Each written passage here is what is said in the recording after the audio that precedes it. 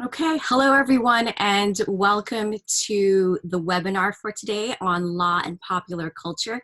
Today we have a really special lineup of panelists, especially when it is May, APA Heritage Month is Asian Pacific American Islander Heritage Month.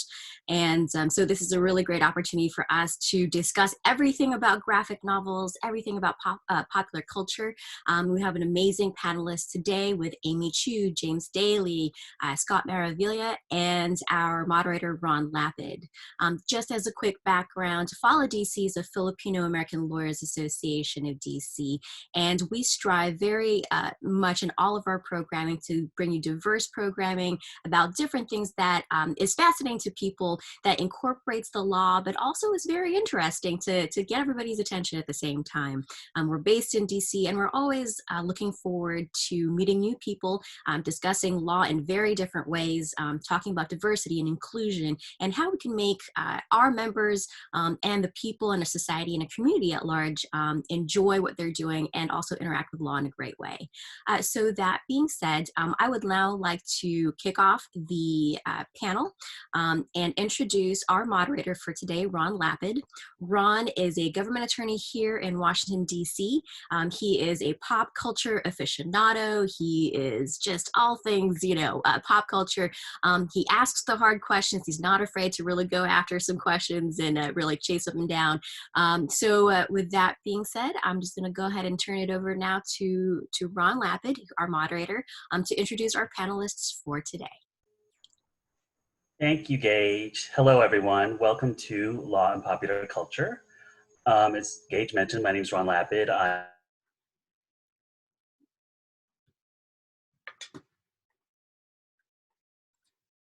Is that I've been to a few Comic-Con conventions. I read a few comic books. That's about it.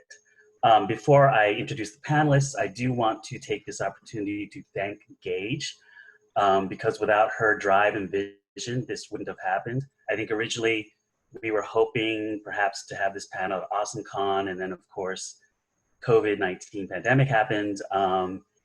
But thanks to her drive and motivation, here we are today. So big shout out to Gage. So I want to introduce the panelists. First up is Amy Chu. She's a graphic novelist who's written for Marvel, DC, Dynamite Entertainment, and more. She's also the co-founder of Alpha Girl Comics. She's probably best known for her work on Poison Ivy for DC Comics and Red Sonja for Dynamite Entertainment, but she's done so much other work. I think she's the author. She's also the author of Deja Force, Volume 2, Deja Rising, which just came out in trade paperback, so check that out if you haven't already. So want to give a shout out and welcome to Amy. Next, we have James Daly. He's the creator of the blog Law in the Multiverse, and co-author of the book The Law of Superheroes. By day, he's the head of legal data science at Scoops Labs and a researcher with the Center for Empirical Research in the Law at Washington University in St. Louis, which also happens to be my alma mater. Next up, we have Scott Maravilla. Scott is a mild-mannered administrative law judge for a major federal agency. By night, he's a writer for Ain't It Cool News under the pseudonym Shallow Hal 9000, and a contributor to the blog Law and the Multiverse, among his many other legal writings. So welcome to James and Scott as well, Amy. I'm a lawyer, two of the panelists are lawyers. I'm gonna have to start off by doing the lawyer thing and giving out a couple of disclaimers. Unless anyone of us says otherwise, the views expressed today by the panelists and by me do not represent the views of our respective employers. And second disclaimer is, this panel is about law and popular culture, but we're going to be using the term law very loosely. So we're not necessarily going to focus on, for all you lawyers and legal scholars out there, statutes and regulations.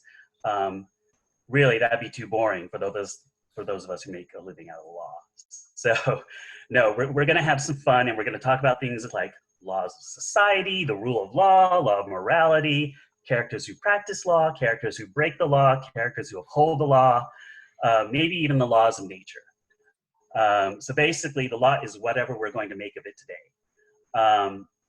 So I wanted to start off with Amy. Amy, you write very strong female characters. A lot of them created by men, sort of at a different era. Three examples that come to mind: Poison Ivy, who first appeared in Batman in the 1960s.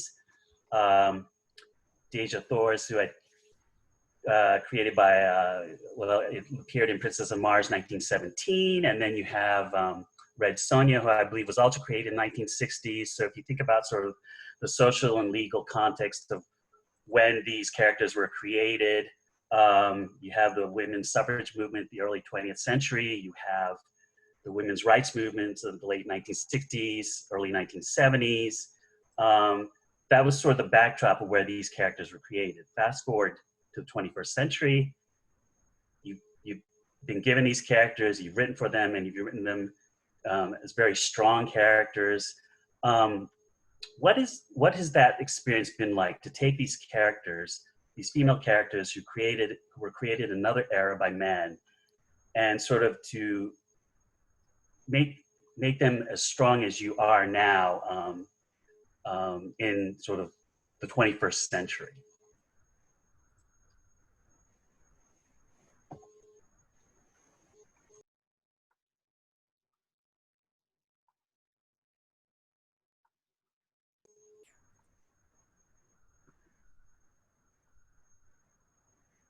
Oh, There we Amy. go. There we go. Mm-hmm. All right. Somehow I got muted and I was unable to unmute myself, and but fortunately it gave me some time to think about your question, because your question has, in fact, multiple questions, and also in multiple layers. The characters that I tend to get are all actually usually inherently strong already, but they really range, with the major exception of Poison Ivy. Poison Ivy, if you ever read or managed to get a hold of the original comic, was really just the femme fatale seductress. She's not really that strong. She's just basically looking to wreak havoc. She's really just a foil for, essentially not a very strong character. But the other characters, Red Sonja, created in 1976, I believe. I should know these things. I'm the worst creator. First of all, nobody really cares. Nobody cares. I don't get quizzed on my knowledge. As long as I get it more or less right in the story. Red Sonja was created as an extremely strong character. Deja Thors, similarly, yeah, she's a naked Martian, but she's also written as a very smart, strong character. So they all really range, each character is also different in terms of their history with female creators. When I use creators, I use that to also mean me as a writer. In comics, you have to have a writer and an artist, and certain characters have had more female creators write them, Red Sonja being one. So from the get-go, Red Sonja had already been assigned a number of female writers and artists. But this is not true for other characters like Deja Thors or Kiss, in fact. Kiss and Green Hornet, I was literally the first woman to write the series, and that's only in the last 2 years. So that gives you an idea, of mainstream comics and what that's like. So I'm probably steering away from your question. I do feel like I'm breaking ground all the time, but as well, some of the characters have already had a pretty decent history with female empowerment. Every writer, every artist has a different interpretation of the character. There have absolutely been female creators who have interpreted these characters in a way I would not have, i.e., let's make Wonder Woman relatable and more demure. That's a woman writing that character. So everyone's got their different interpretation. So it's not entirely gender-based. Of course, in my case, as a woman and as a woman who basically went to Wellesley College and MIT, I have very strong feelings about, female empowerment and representation. So that comes across, I think, in my writing. So when you hire me as a writer, any editor who hires me knows that they're not going to get demure. They're hiring me because they want essentially a fully fleshed out character, whether it's female or male. I've written the male characters too. I've written Deadpool. I've written Ant-Man. You know, so but there are absolutely people out there who really think that women cannot write male characters, even in this day and age. So, you know, welcome to comics.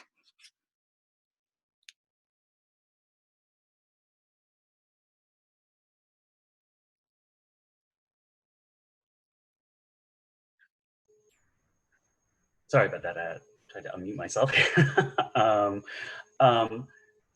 I am curious, with any of your characters that you've written for, have you felt any sort of specific pressure to write them in a certain way? Or is it that once you're told that you're going to be given a character to write about, you've been given sort of the freedom to write them the way that you see they should be developed? Okay, so that's again a multifaceted question, and that's also again highly dependent. In this business, you're hired essentially by an editor, and it's really dependent on how good that editor is. In my opinion, a good editor, when they hire you, just like in any other business, they're hiring you to do your job. There are absolutely editors who are aspiring writers as well, so they feel they must also get in and do the writing, which is, you know. In my opinion, not the best, you know, but more experienced editors, especially old school editors, when they hire you, they know why they're hiring you, you know. So when you ask about, do I feel pressure to do a certain thing? First of all, the process usually works this way. We pitch. I'm not immediately hired.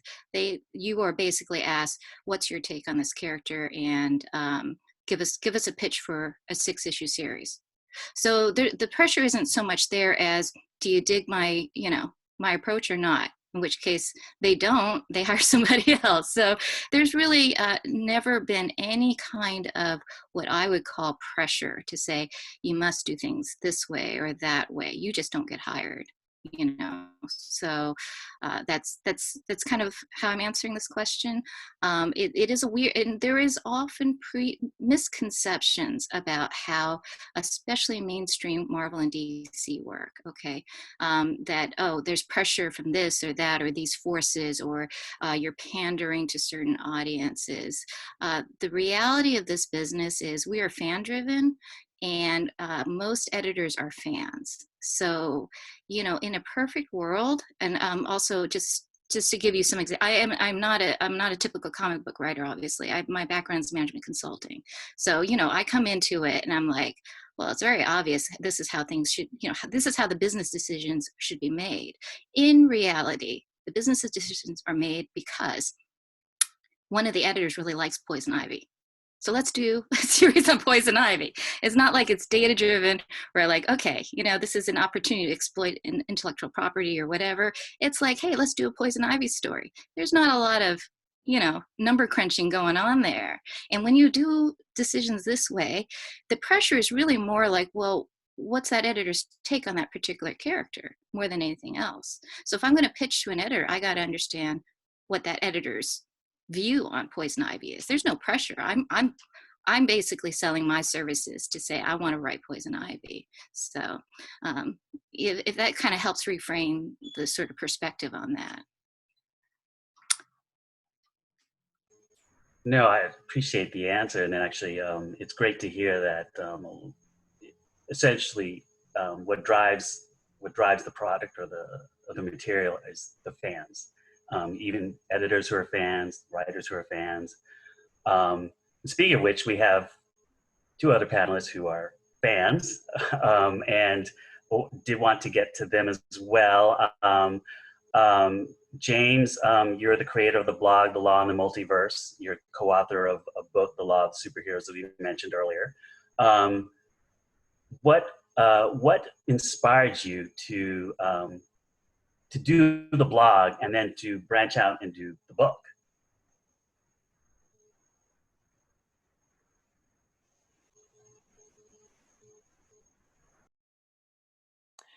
Yeah, so the blog came about as part of a dinner conversation between my wife and two of our friends.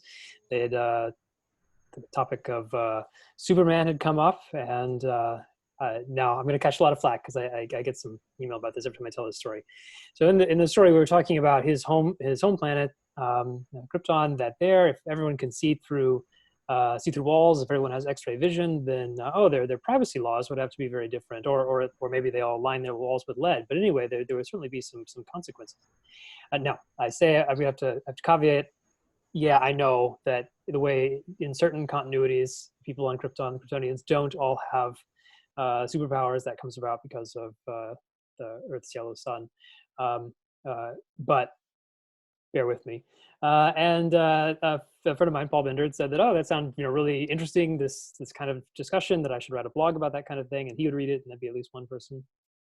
And so I started the blog, wrote a few posts, and then didn't think it would go anywhere, but it really kind of took off, and had a lot of newspaper and magazine interviews, radio interviews, and that kind of thing, and that led to a book deal. And I thought it was an opportunity to talk about a whole lot of different areas of law. There have been over 100,000 issues of various comic books over the decades, over near a century now.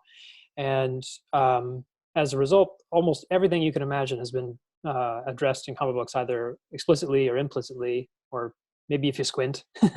And so it gives you an opportunity to talk about all kinds of areas of law, and in a way that is engaging for people, because everybody knows who these characters are. They know who Batman, Wonder Woman, the X-Men, partly because they're just like really big popular culture icons, or at least lately because of various movies and TV series and so forth.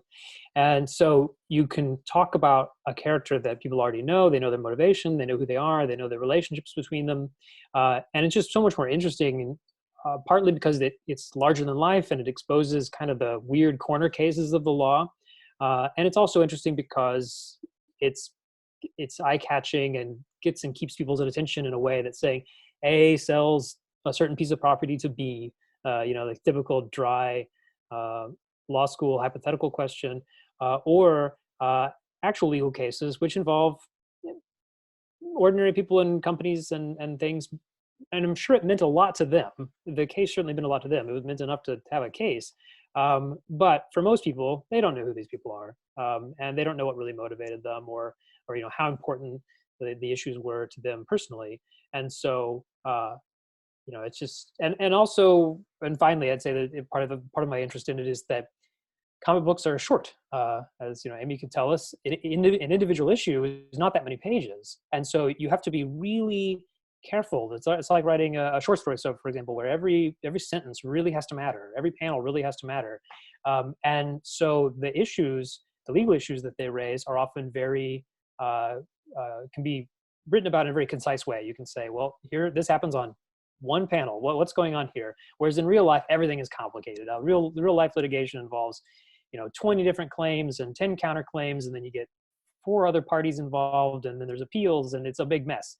In comic books, we got the Batman and the Joker, and the Joker tries to kill Batman. Like, let's go from there. It's very simple. So that was kind of the big appeal for me. Plus, I got to write off buying comic books as a business expense for a few years.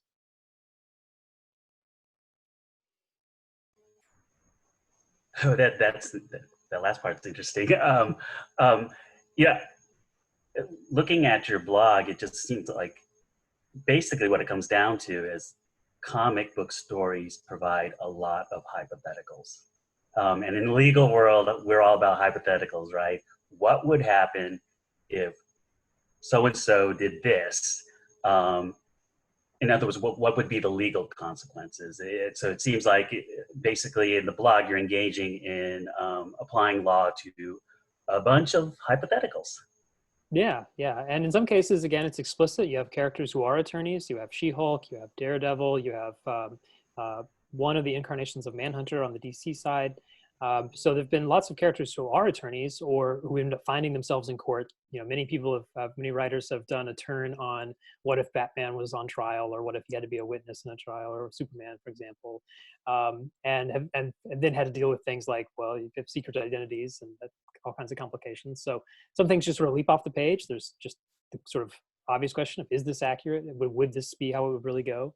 And then other times it's more like, well, we say these people are heroes, but is it really okay if Batman sits on top of a rooftop waiting for crime to happen?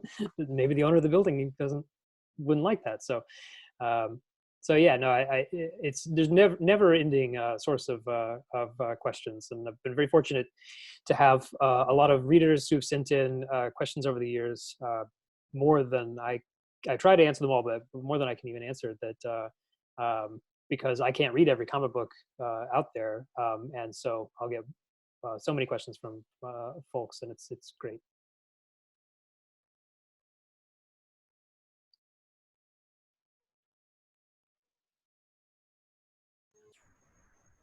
You brought up Daredevil, and of course he's when he's not being a vigilante, he's of course a practicing attorney, and that sort of brings me to our next panelist, Scott, who is a contributor to your blog and actually wrote a piece about Daredevil and Matt Murdock, and got quite a few comments in response to the blog. So I kind of want to throw it, next ask questions of Scott and ask him sort of what inspired him to write this entire blog about Matt Murdock and Daredevil, and what, when you got all those comments, what was sort of your reaction? Well, thanks, Ron. So I feel like H.G. Wells. H.G. Wells was a great historian and wrote long treatises on historical analysis of ancient times. He's better known for War of the Worlds. I write a lot of scholarly work about constitutional law, law and technology, and international human rights. And it was Daredevil for Law in the Multiverse as by far and away my biggest hit, not just from conversation, but I still receive emails via LinkedIn saying how much I love the article. And yeah, James, I did AwesomeCon based on that premise. And so it's actually been very fortunate, because in the end of the day, I'm more passionate probably about talking about the Daredevil and the law and popular culture than about some of the other legal subjects. Now, what inspired me was I was a big fan of the Netflix show and the comic series as well. There was a fact pattern in season 2 where Daredevil captures the Punisher, then turns right around and walks into court as Matt Murdock and represents him. And that's not uncommon. In the comics, there's one series in the famous Elektra story arc where Daredevil ends up representing the Gladiator after having captured him. So I began to wonder, well, can Daredevil really be, the legal equivalent of arsonist and fireman at the same time? Is there a conflict of interest from representing the very criminals you're capturing as a superhero in court? So I began doing a little research into ethics decisions and opinions, and analogized him to off-duty police officers who are both attorneys and police officers who are apprehending criminals, and kind of went from there that certain circumstances, he might be able to represent some criminals even though he's a vigilante, but on the other hand, he would have a conflict in others. And while I'm there, I actually have to have a question for Amy. Since we are the Filipino American Lawyers Association, you have a Filipino American character in Poison Ivy. How did you come up with him?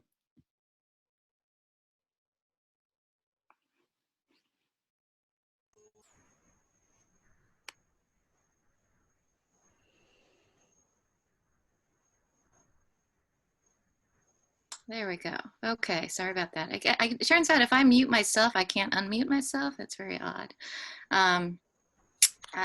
So how I came about that, actually, it's actually a female character. To be honest, it was in direct response to a San Diego Comic-Con panel that I was asked to be a part of, an Asian American panel. And I'm sorry, it wasn't San Diego, it was WonderCon, the sister convention of San Diego Comic-Con in Anaheim. And it was an Asian American panel talking about representation. Some of the audience actually raised a very good point. In general, representation of Asian Americans in mainstream comics is already fairly low, but are an even lower for Filipinos, Southeast Asians, South Asians, just don't happen, and if they do, not in a good way, maybe, and not in an accurate way. Now, one of the joys and one of the reasons I love comics, aside from what James was talking about, is this challenge of being able to convey story in a very minimal amount of space. You think of it as like haiku, right? Is that, we as writers actually, and similarly to TV, and features, we as writers have a lot of power in determining, representation. It's just that oftentimes, and this is why diversity is so important, that we can determine, what goes in a story and who goes in the story. So I, as a writer, can write in a Filipino character without a lot of problems. It's just something that most writers don't think about. And that's the crux of it, right? So during the panel, I was like, of course, during the panel, I raised my hand. I can do this. I can fix it. My next comic, I will put in a Filipino American character. So obviously that got a great response. Of course, then I was on the hook to do that, and I had to look through. You can't really just insert a new character. These are existing universes. But I was able to do it with Poison Ivy. And that's exactly, and I'm sorry I'm taking up so much time, but I'm trying to explain the context of, how these things happen and how I was able to do it and get a Filipino-American female scientist into this story who turns out to be the mentor for Poison Ivy. Unfortunately, I had to kill her later on, but, I was able to do it in a very positive way, that was the catalyst for Poison Ivy to essentially pursue the path of finding her killer. So, I mean, it's really great just to even have a character that is of, Asian descent that's not playing any other type of, domestic help or restaurateur or, yeah. Just any kind of other role. And to think that there is this individual who had such a prominent role in a main character's life, and they happen to also be Filipino. I mean, for us, that's a win. So thank you very much for something, for that, at least, that nod to our people. The other thing that's also very annoying to me, as is I'm sure annoying to all of you, is that a lot of mainstream media, they figure, well, once we got one Asian character, we're good. So whenever I do something, I try to get at least two in, because, why stop there? So that's what I try to do. Sure. Thanks.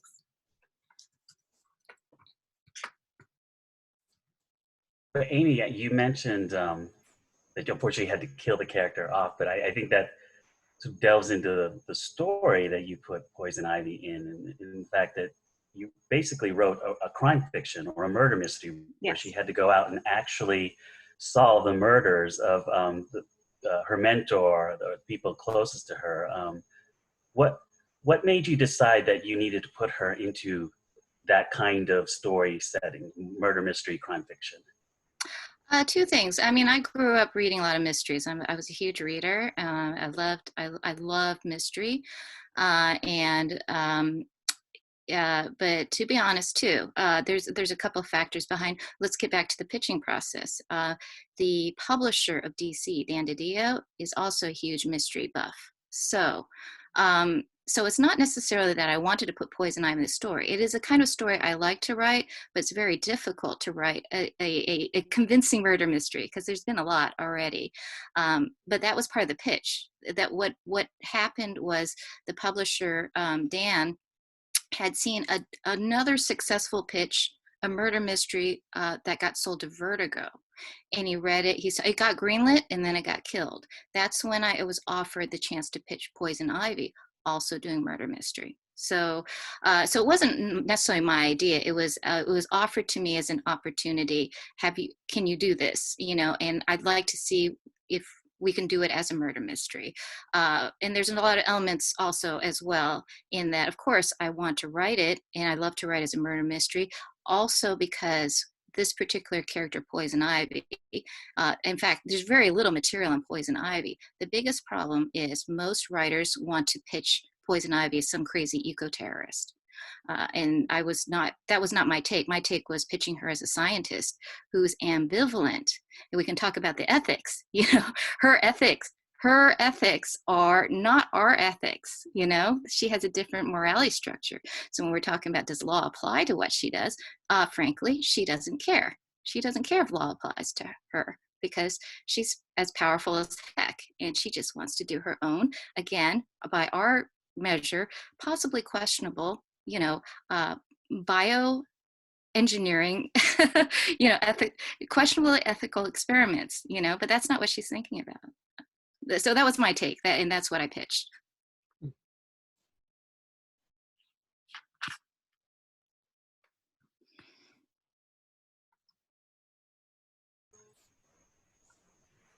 You talked about sort of how interesting Poison Ivy, the character, is in the miniseries that you wrote. One of the things that struck me was that when she encountered the dog owner and she decided to kill him in cold blood because he was mistreating his dogs. And I think we'd all agree that something should have been done about the dog owner, but not necessarily that he should have been killed in cold blood. But again, that sort of goes to what you were saying about the development of the character. She doesn't care about sort of what the rest of society thinks in terms of the legal ramifications. And perhaps it's not incorrect to say she doesn't care, is that by her standards, and sorry, I'm channeling character here, is from her point of view, and hence the title, Cycle of Life and Death, that if she kills this person, they're going to become carbon anyway. They're fertilizer. There's a cycle of life and death. So she doesn't really view it as what you say, cold-blooded. That is not really how she would think about it. That is, for the way that we're raised would be like, well, that's against law. That is cold blood, and that's why she's a villain.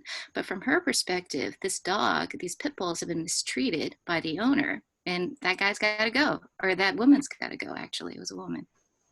So who's right in that case? Well, that is the question. It's interesting you bring up the fact that you distinguish between perspectives. James, when you look at comic book stories, and I know in the blog you deal with more than just comic book stories. I think your most recent entry included a mention of one of my favorite shows, Grimm.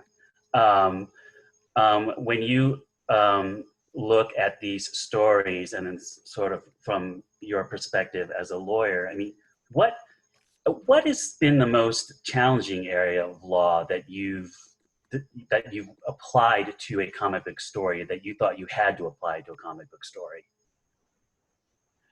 Sure. Well, there's a couple of different ways to think about what's complicated, what's difficult. Regulatory law is definitely one, because it usually gets glossed over. So as attorneys, we might, we know that regulations matter a lot especially to businesses, but also to individuals in many ways. And that there's a complex web of state and federal regulations in the United States. But that mostly gets glossed over in the comics, partly because it's just really hard to propel a story forward with having people, fill out paperwork or, go to a zoning board meeting for their secret hideout, whatever. That just doesn't play well. There's a lot of really practical stuff that I don't like to dig into too much, because the question is, the answer is they probably should do something about that. But it doesn't make for good writing. Like just the realities of, okay, so you've got a secret hideout. Like, who owns the title to that? Who's paying the property insurance? And how are you keeping that secret, and that kind of thing? Who pays some of these people? And the ones who are sort of basically full-time superheroes who don't really have, but who nonetheless still have a secret identity. Like, how does that work? How are you paying them? And are they paying income taxes? And does the IRS know who they really are? And how does that stay a secret? But I mean, that's suspension of disbelief stuff, even for me, for the most part. So there's not too much that. Usually, there's a few things that I thought were kind of interesting, like, again, Superman crushes coal into a diamond and gives it to Lois Lane. Does somebody have to pay tax on that? Well, that's interesting, because there you have like a non-secret normal person, Lois Lane, presumably pays taxes. Is that a taxable event for her? So that's kind of interesting. But so a lot of those regulatory things, and I guess taxation is in a sense a very special species of regulation.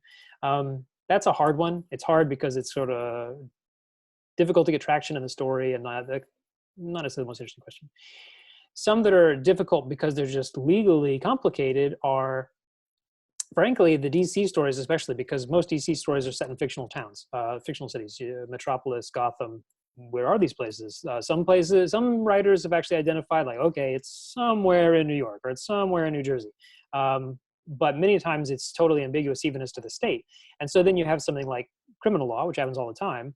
And you want to have this seemingly straightforward question about, is the Joker really insane? Well, it depends. It depends on so many factors. It depends on what state is this in. It depends on when this story is taking place in that state, because the law has changed a lot over the decades with regard to insanity. And so then the question becomes difficult because it's sprawling and multifaceted. So those are some where in any state issue, definitely matters. I did have one quick question for Amy. Well, I say quick. A question for Amy, which is, when you're talking about law and morality for your characters, many characters have a code, like Batman doesn't kill. But we know that superheroes are almost always kind of on the edge in some way from a legal point of view.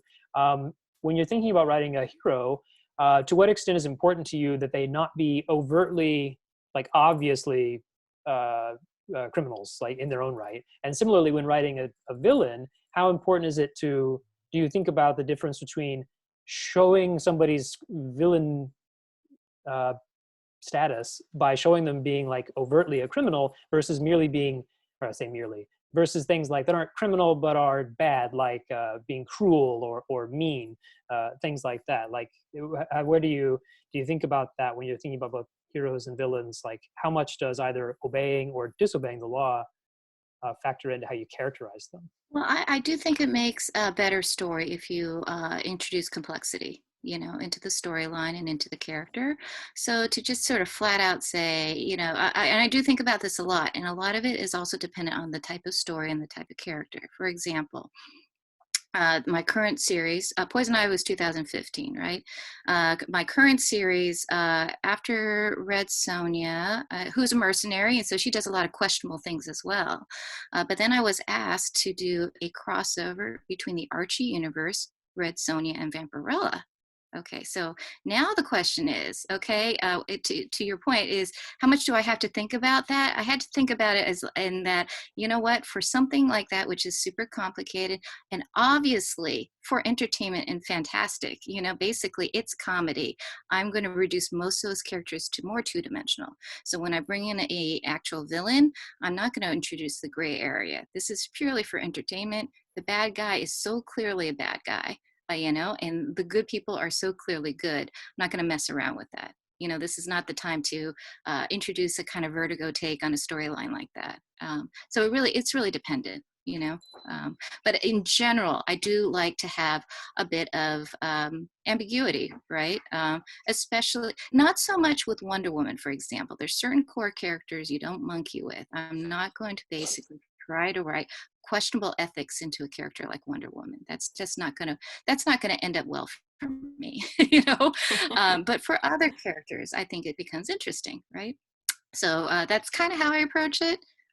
Who knows? I'm a relatively new writer. I don't have decades behind me. I basically have 5 years of mainstream publishing right now. So I don't know. It's always evolving. And it also depends partly on the editor and the climate as well. So if an editor lets me do certain things where I can push, a certain character, I will try to do that. Because it's no fun just writing up just a villain who's just straight up a bad guy. We have to understand no villain does it because they want to be bad. The villains always think they're good. So, you have to work with that material and that angle. No, it looks like we also have some questions from the audience as well. This question is for all the panelists. Um, do the panelists, do you feel that popular culture is shaping the law, or do you think the law is shaping popular culture? And maybe this can speak a little bit to your inspiration in terms of creating the graphic novels and writing for them. So just curious to see what your thoughts were on that. This is for everybody. Actually, I can speak to that bit. I would say indirectly in terms of the judiciary, because while the popular culture may not directly directly affect the decision or a point of law, they actually recognize its existence or maybe its relevancy to a topic. And there can be two that I look at, and they're probably more along the lines of what you were saying, James. One is what we were saying, James, and another is answering basically a taunt from an attorney.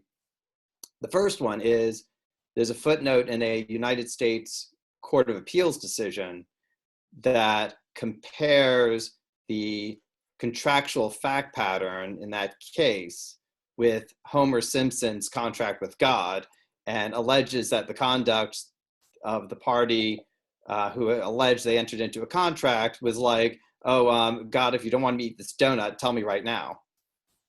A second case that was dear, a little dear to me because it's a United States Court of Appeals case in an aviation enforcement decision.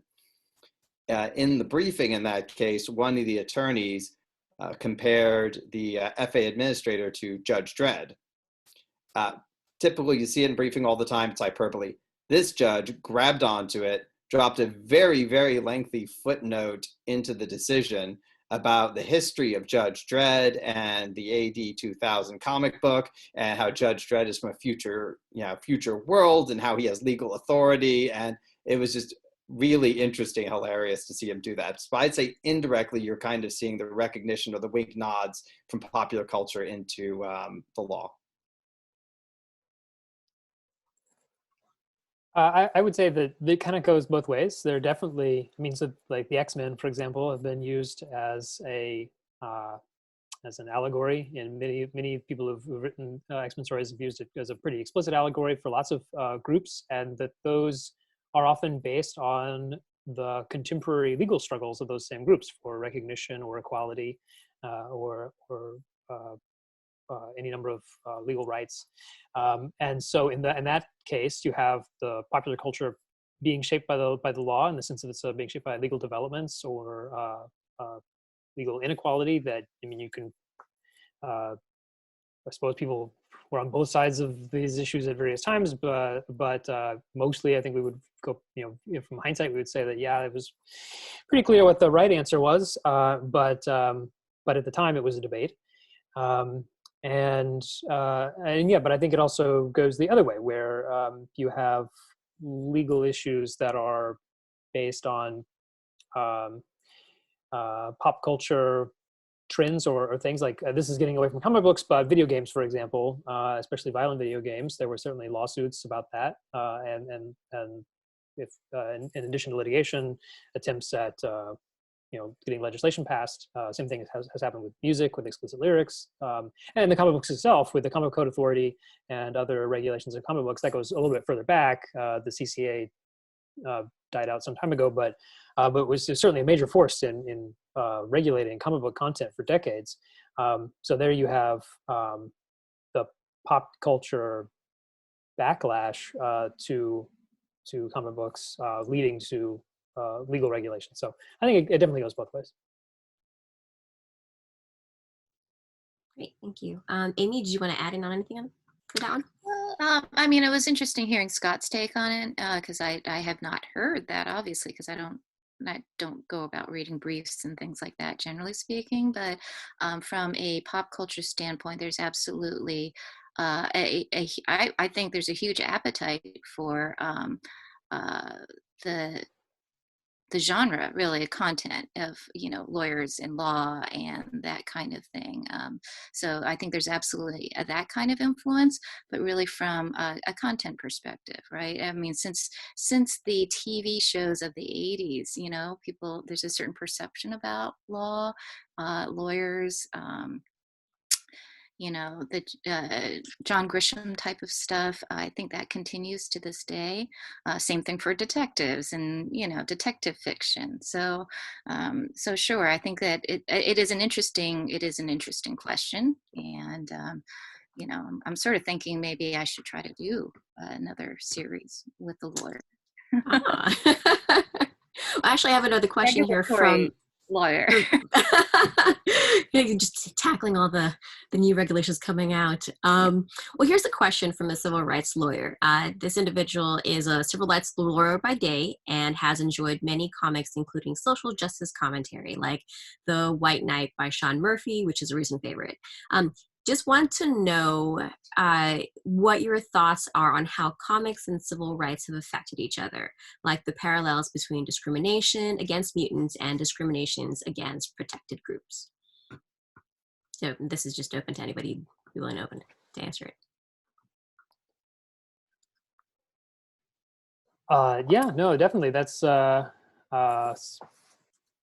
I can't necessarily speak to. I can say that comic books certainly have used, for example, the X-Men as an allegory, as I mentioned. I don't know to what extent that translated into making a change in one direction or the other in you know, popular sentiment. Whether or not very many people read X-Men comics and thought, yes, you know, we should end apartheid or whatever.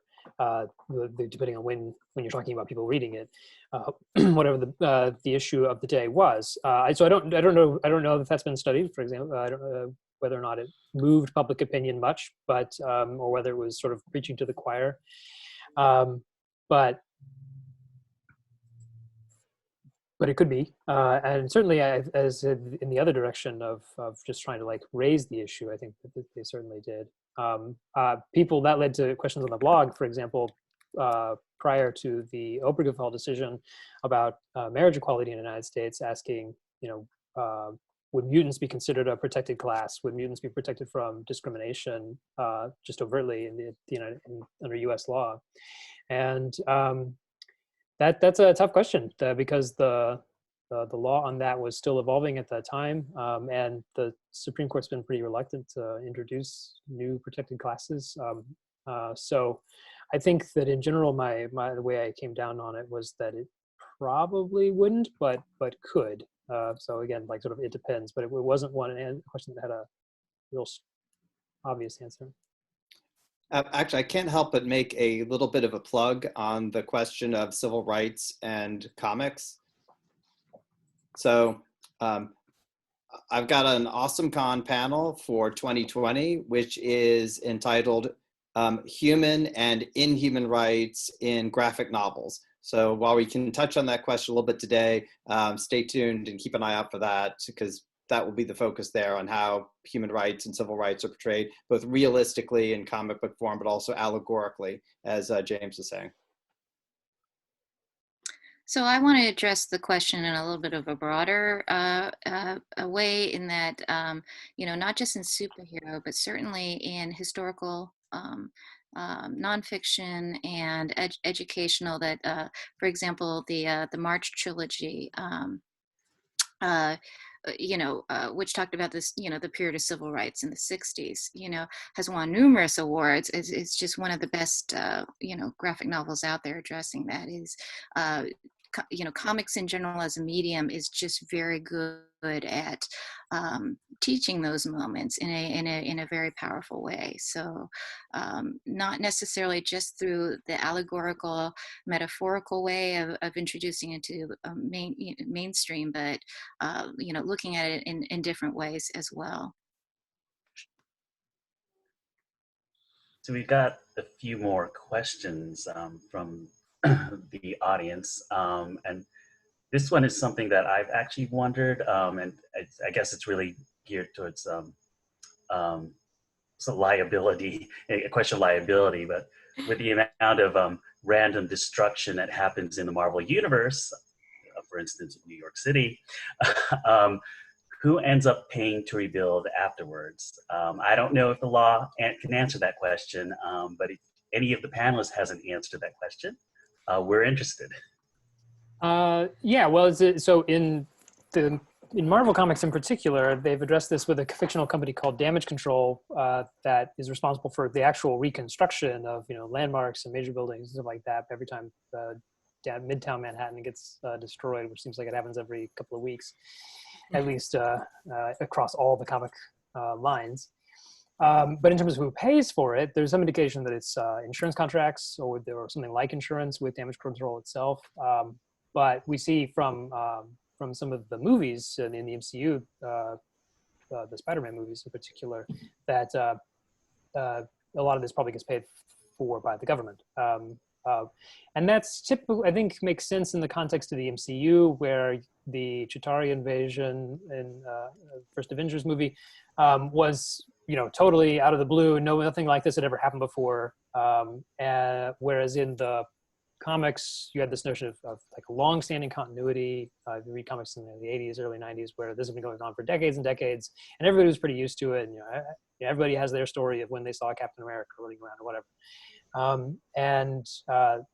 That gets to the question we have. I'm gonna sneak in a question about somebody asked about force majeure and whether or not superhero stuff would be supervillain things would be considered that. That has a lot to do with how frequent this is. If this is something that happens all the time, then it starts to become more like the weather, and it becomes the sort of thing that, maybe we can have insurance about this. If it's something that, again, is happened, is completely, who could have foreseen anything like this ever happening, then yeah, that probably seems more like force majeure, where insurance contracts generally wouldn't pay out on it, and lots of other normal contracts could be voided on that basis. And so yeah, it depends, as it so often does, on the regularity of it, and whether it becomes something that is predictable, not in the individual events, but as an overall thing, that you can bet that sooner or later somebody's going to try to blow up the city. And for the attendees that don't have a legal background, can you explain what the force majeure is? Yeah, so force majeure is kind of the modern term that used to be called act of God.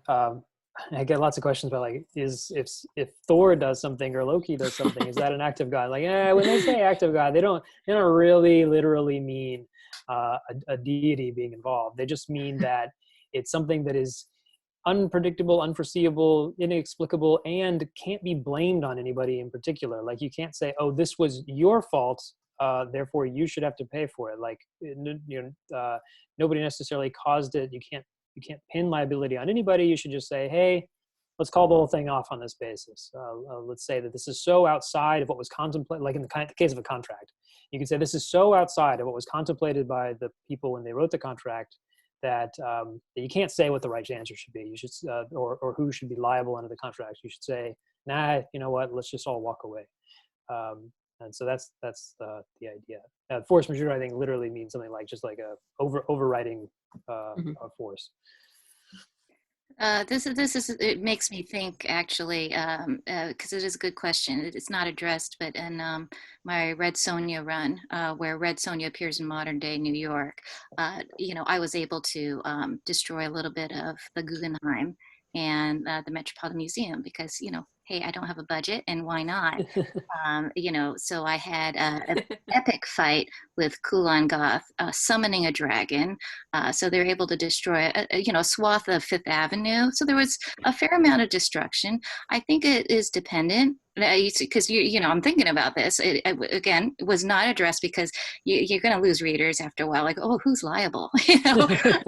But I'm thinking about it now. I'm like, things can be made that Kulan Goth should be assessed some of the damages because in the story he actually owns a very large corporation. In the end, I think that he could be liable for that. He did summon the dragon, knowing full well that there would be destruction. And I'm sure he is also able to also summon a huge legal staff, to help him with this. Maybe, you know, they can counter sue Poison Ivy, and not Poison Ivy, Red Sonja. I don't know. You know, Yeah. that's a question. But it's not something I would have written into the storyline. Well, you know, it could be a sequel, all the lawsuits against him. It could be. It could be. You know, but you know, I know how Red Sonja would think and how she would, you know, she would not walk into a courtroom and deal with any of that. So you're saying that Red Sonja would be a very bad witness? She'd be terrible. She would be terrible. Yeah.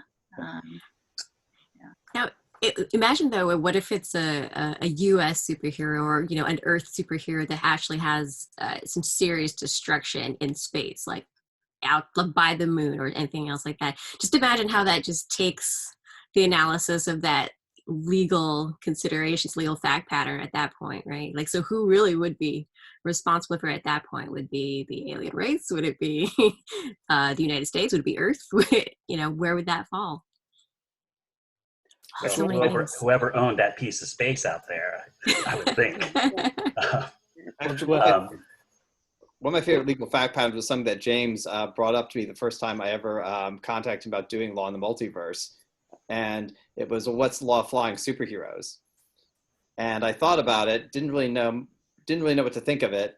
And then eventually came across a regulatory case, aviation enforcement, and realized that they're analogous to skydivers, because skydivers have to stay under clouds so that they're always visible to aircraft by sight. So they're not just falling through and suddenly hitting a plane. And there's, you know, strict regulations on how you go out doing that. And they usually spy on each other, record each other, you know, their rival companies when they suspect someone's going through a cloud. So I would think that the issue would have is superheroes having to stay under cloud coverage, unless they're like Iron Man, who in the first Iron Man movie is able to actually communicate to the Air Force and actually use a NOTAM, notice to airmen, to clear the airspace because they're busy fighting. Well, and you know, that sort of reminds me, I thought the answer to the question about who pays for all the destruction is Tony Stark pays, because he's the billionaire. He seems to have some location or some place where he has something. It's like his money is limitless. I think it goes back to what Amy said about getting the lawyers to represent you in that case, because you don't become a billionaire by paying out legal remedies and damages left and right. And also, you know, if you are Red Sonja, and remember, Red Sonja is illiterate too, so that you know, that should factor in as well. So not only is she a poor witness, but she's going to have issues in general of understanding what the case is even about. Actually, Amy, you should have Red Sonja sign a contract, and then you'll really have a fact pattern for your comic. Oh yeah. Interesting, huh? Oh.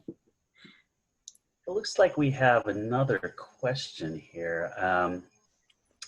So this question tackles the religious freedom perspective. If Thanos' religious belief is that half the planet should be killed off, and he has the power to do so, and does so via the snap, how would that right stand up to other civil liberties that individuals might have? Pretty poorly. I don't think there's going to be much in the U.S. certainly, and I don't know anywhere that will allow murder simply on the basis that, you know, God told me to do it, or something along those lines, or I thought that it was like the morally correct thing to do. Like, nope. I'm not familiar with any jurisdiction that would basically, I mean, frankly, it boils down to they needed killing, and was his justification. And as most people joke about, like, oh yeah, in Texas, that he needed killing is a perfectly good defense to murder. That not actually the case. Looks like we Okay, don't so have any other questions. How much time do we have left here, Gage? we actually just have about 1 minute left. Oh. But actually, now this is actually kind of like a fun question that everybody always asks everybody else when it comes to superheroes. So if you could pick, just kind of round out the session, if you could pick any superhero to be, or in Amy's case, if you could create a superhero that you could be, who would you pick, why, and what would your superpower be? So Ron, I guess we'll start with you. Me? Oh gosh. Well, I mean, growing up, I always was a big Batman fan, so I always wanted to have his smarts, because he could figure his way out of any situation. What really drew me to Batman wasn't just sort of his physical prowess, which obviously is awesome, but that he was a detective and he had to solve crimes. And even today, when he's solving crimes and he's figuring things out, he has these cool gadgets now to help him. But at the end of the day, he's using his smarts. And so growing up, I always wanted to be as smart as Batman. Well, the rule in discussing comic book situations is that Batman always wins. So if you were an attorney as Batman, you would win every case. So good choice. Well, thank you. So James, it's your turn. Who would you be? I'm really bad at these kinds of questions. I don't want to pass, but I mean, yeah, flights, teleportation, those kinds of things are always perennial favorites for having superpowers, and certainly any number of people to pick for that. Immortality is certainly appealing. So yeah, no, I don't know. I can think about various powers, but in terms of individuals, I don't know if I actually want to be very many specific superheroes, because frankly, many of them are pretty unhappy. That people are always trying to kill them or demand that they save them, one or the other, and it seems like you can never please anybody. So I might want some of the powers, but I don't know if I'd actually want to be any of the people. Huh. That's really cool. Amy, over to you. Oh, yeah. Similarly, I hate these kind of questions, but I was able to create a character for another run, of someone who I think I would be okay with being, because the character is Summit for the publishing company Lion Forge, and she is an astrophysicist. She's an astronaut. She teaches at MIT, but she has the powers of plasma fusion. So that was fun, because they really did not put any pressure on me or any restrictions on what kind of character create. So that's, it's nice to have a smart female character, but also power of plasma fusion is pretty intense. You got the power of the sun. So I like that. And she's also a rock climber. So I could be down with that. All right, Scott. Green Lantern. He has the really cool power ring. I like the fact that his powers are intertwined with his own personal self-will and ability to will his creations. And third, as Robin says, even his day job is awesome. Well, thank you very much, Scott. You're all about flying, Scott. I can see that. Flying. That may not have anything to do with your employment, though.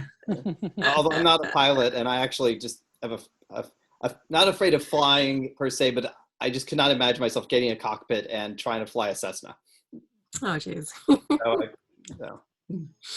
All right, so that's pretty much we're at the end of our hour now. We don't have any more questions. I want to give a very big round of applause to Amy, Scott, and James for joining us on this amazingly fun panel about comics, the law and public culture. To Ron for asking really great questions and guiding us through this conversation. And to all of the attendees who joined us today, thank you very much. Keep a lookout for other fun programs from FALA DC in the future. And this video will actually be up on our YouTube channel, FALA DC's YouTube channel, and also will be available on Facebook and Instagram, the snap of it anyways. So thank you very much. Have a wonderful day, everybody. Have a great rest of the week. And thanks for joining us for Law in Popular Culture. Thank you very much. You.